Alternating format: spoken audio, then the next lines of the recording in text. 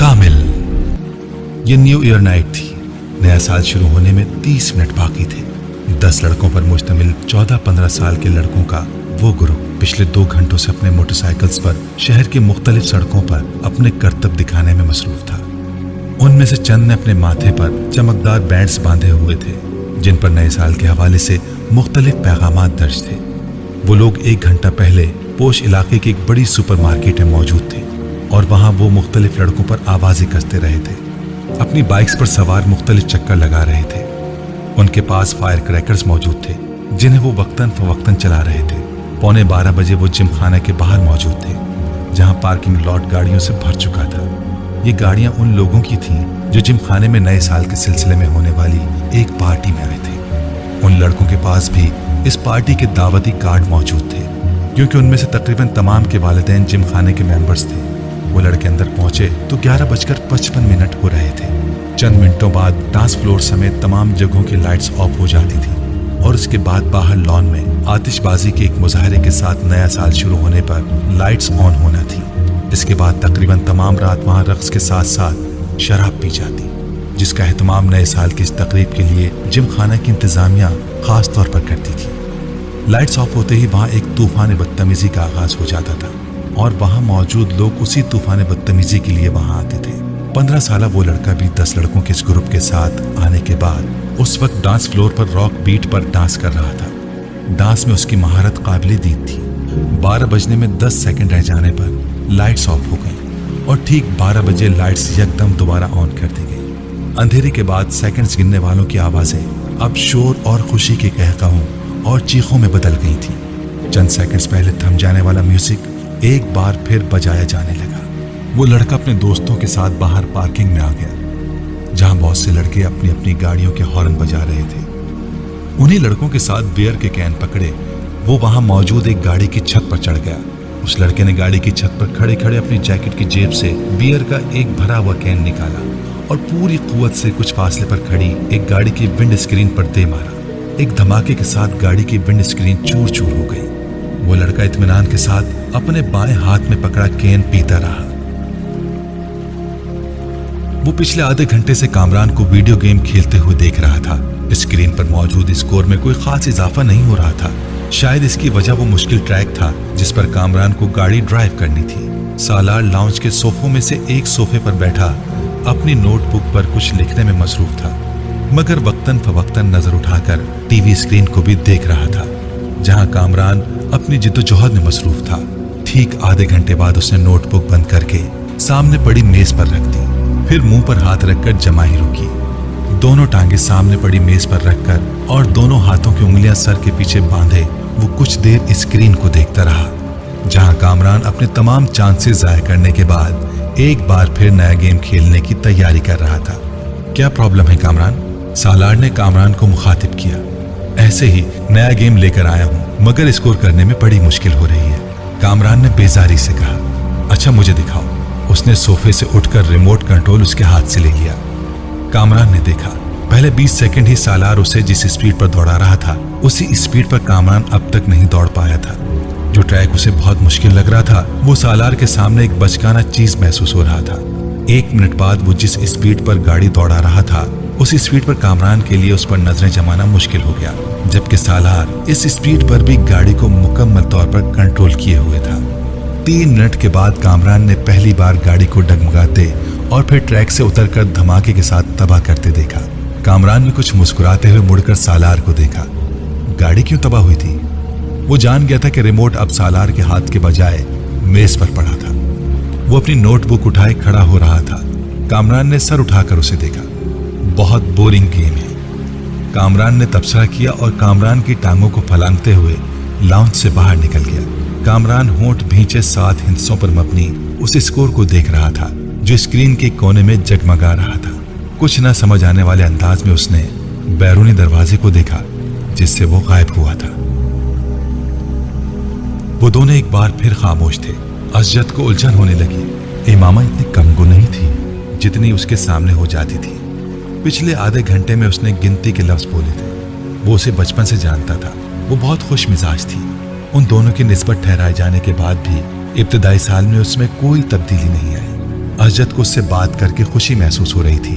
वो बला की हाजिर जवाब थी, मगर पिछले कुछ सालों में वो यकदम बदल गई थी और मेडिकल कॉलेज में जाकर तो ये तब्दीली और भी ज्यादा महसूस होने लगी थी। असजद को बाज दफा यूं महसूस होता जैसे उससे बात करते हुए वो हद दर्जे मोहतात रहती थी। कभी वो उलझी हुई महसूस होती और कभी उसे उसके लहजे में अजीब सी सर्द महरी महसूस होती। उसे लगता वो जल्द अज जल्द उससे छुटकारा पाकर उसके पास से उठकर चली जाना चाहती है। उस वक्त भी वो ऐसा ही महसूस कर रहा था। मैं कई बार सोचता कि मैं खामखाही तुम्हारे लिए यहाँ आने का तरद्दुद करता हूँ। तुम्हें तो इससे कोई फर्क नहीं पड़ता होगा कि मैं आऊँ या ना आऊँ। असजद ने गहरी सांस लेकर कहा। वो उसके मुकाबिल लॉन चेयर पर बैठी दूर बाउंड्री वॉल पर चढ़ी हुई बेल को घूर रही थी। असजद की शिकायत पर उसने गर्दन हिलाए बगैर अपनी नजरें बेल से हटाकर असजद पर मरकूज कर दी। असजद ने सवालिया नजरों से उसे देखा, मगर वो खामोश रही तो उसने लफ्जों में कुछ रद्दोबदल के साथ अपना सवाल दोहराया। तुम्हें मेरे ना आने से कोई फर्क नहीं पड़ेगा इमामा।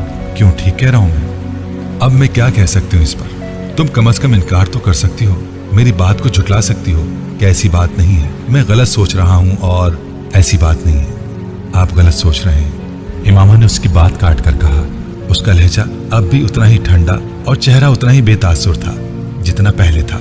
असजद एक ठंडी सांस लेकर रह गया। हाँ, मेरी दुआ और ख्वाहिश तो यही है कि ऐसा ना हो, और मैं वाकई गलत सोच रहा हूँ, मगर तुमसे बात करते हुए मैं हर बार ऐसा ही महसूस करता हूँ। किस बात से आप ऐसा महसूस करते हैं? इस बार पहली बार असजद को उसकी आवाज में कुछ नाराजगी झलकती हुई महसूस हुई। बहुत सी बातों से तुम मेरी बात का ढंग से जवाब ही नहीं देती। हालांकि मैं अपनी बात का ढंग से जवाब देने की भरपूर कोशिश करती हूँ, लेकिन अब अगर आपको मेरे जवाब पसंद ना आए तो मैं क्या कर सकती हूँ? असजद को इस बार बात करते हुए वो कुछ मजीद खफा महसूस हुई। मैंने ये कब कहा कि मुझे तुम्हारे जवाब पसंद नहीं आए? मैं तो सिर्फ ये कह रहा हूँ कि मेरी हर बात के जवाब में तुम्हारे पास हाँ और नहीं के अलावा कुछ नहीं होता। बाज दफा मुझे लगता है कि मैं अपने आप से बातें कर रहा हूँ। अगर आप मुझसे ये पूछेंगे कि तुम ठीक हो तो मैं उसका जवाब हाँ या नहीं में ही दूंगी। हाँ और नहीं के अलावा इस सवाल का जवाब किसी तकरीर से दिया जा सकता है तो आप मुझे वो दे दें, मैं कर दूंगी। वो बिल्कुल संजीदा थी। हाँ और नहीं के साथ भी तो कुछ कहा जा सकता है, और कुछ नहीं तो जवाबन मेरा हाल ही पूछ सकती हो। मैं आपका क्या हाल पूछूं? जाहिर है अगर आप मेरे घर आए हैं, मेरे सामने बैठे मुझसे बातें कर रहे हैं, तो इसका वाज़ेह मतलब तो यही है कि आप ठीक हैं, वरना आप इस वक्त अपने घर के बिस्तर पर पड़े होते। ये फॉर्मेलिटी होती है इमामा। अरे आप जानते नहीं, मैं फॉर्मेलिटीज पर यकीन नहीं रखती। आप भी मुझसे मेरा हाल ना पूछा करें, मैं बिल्कुल माइंड नहीं करूंगी। असजद जैसे लाजवाब हो गया। ठीक है, फॉर्मेलिटीज को छोड़ो, बंदा कोई और बात कर लेता है, कुछ डिस्कस कर लेता है, अपनी मसरूफियात के बारे में ही कुछ बता देता है। असजद, मैं आपसे क्या डिस्कस करूं? आप बिजनेस करते हैं, मैं मेडिकल स्टूडेंट हूं, आपसे मैं क्या पूछूं? स्टॉक मार्केट की पोजीशन, ट्रेंड बुलिश था या बियरिश, इंडेक्स में कितने पॉइंट्स का इजाफा हुआ, या अगली कंसाइनमेंट कहां भेज रहे हैं, इस बार गवर्नमेंट ने आपको कितनी रिबेट दी? उसका लहजा अब भी उतना ही सर्द था। या आपसे एनाटॉमी डिस्कस करूं, कौन से अवामिल इंसान के जिगर को मुतासिर करते हैं, बाईपास सर्जरी में इस साल कौन सी नई टेक्निक इस्तेमाल की गई है, दिल की धड़कन बहाल करने के लिए कितने से कितने वोल्ट का इलेक्ट्रिक शॉक दिया जा सकता है। तो हम दोनों की मसरूफियात तो ये हैं। अब इनके बारे में डिस्कशन से आप और मैं मोहब्बत और बेतकल्लुफी की कौन सी नई मंजिलें तय करेंगे, वो मेरी समझ से बाहर है। असजद का चेहरा सुर्ख हो गया। अब वो इस लम्हे को कोस रहा था जब उसने इमामा से शिकायत की थी। और भी तो मसरूफियात होती है इंसान की।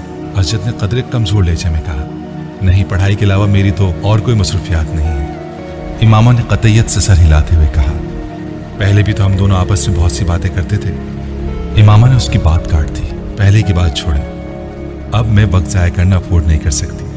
हैरत मुझे आप पर हो रही है कि आप बिजनेसमैन होकर इतनी इमेच्योर और इमोशनल सोच रखते हैं। आपको तो खुद बहुत प्रैक्टिकल होना चाहिए। असजद कुछ न बोल सका।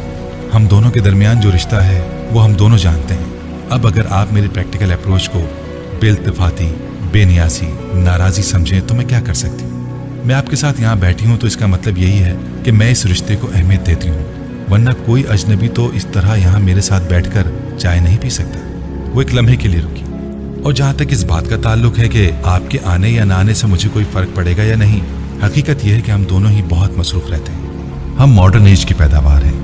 ना मैं कोई हीर हूँ और ना आप रांझे के कबीले से ताल्लुक रखते हैं कि मेरे लिए घंटों ये फरीजा सर अंजाम दें। सच यही है कि फर्क वाकई नहीं पड़ता कि हम दोनों मिलें या ना मिलें, बातें करें या ना करें, हमारा रिश्ता वही रहेगा जो अब है, या आपको लगता है इसमें कोई तब्दीली आ सकती है? अगर असजद के माथे पर पसीना नहीं आया था तो इसकी वाहिद वजह दिसंबर का महीना था। उन दोनों की उम्र में 8 साल का फर्क था, मगर उस वक्त पहली बार असजद को यह फर्क 18 साल का महसूस हुआ। वो उसे अपने आप से 18 साल बड़ी लगने लगी थी। 2 हफ्ते पहले वो 19 की हुई थी, मगर इस वक्त असजद को लग रहा था जैसे वो टीन एज से सीधी अधेड़ उम्र में चली गई थी। वो खुद एक बार फिर प्रीटेन में आ गया था। टांग पर टांग रखते असजद के चेहरे पर नजरें जमाए उसी बेतासुर अंदाज में उसके जवाब की मुंतजिर थी। असजद ने कुर्सी के हत्थे पर टिके उसके हाथ में मंगनी की अंगूठी को देखा और खनकार कर अपना गला साफ करने की कोशिश की। तुम बिल्कुल ठीक कह रहे हो, मैं सिर्फ इसलिए डिस्कशन की बात कर रहा था कि हमारे दरमियान अंडरस्टैंडिंग डेवलप हो सके। असजद, मैं आपको बहुत अच्छी तरह समझती और जानती हूँ, और ये जानकर मुझे बहुत अफसोस हुआ कि आप समझते हैं कि हमारे दरमियान अभी भी किसी अंडरस्टैंडिंग को डेवलप करने की जरूरत है। मेरा ख्याल था हम दोनों के दरमियान अच्छी खासी अंडरस्टैंडिंग है। वो असजद का दिन नहीं था।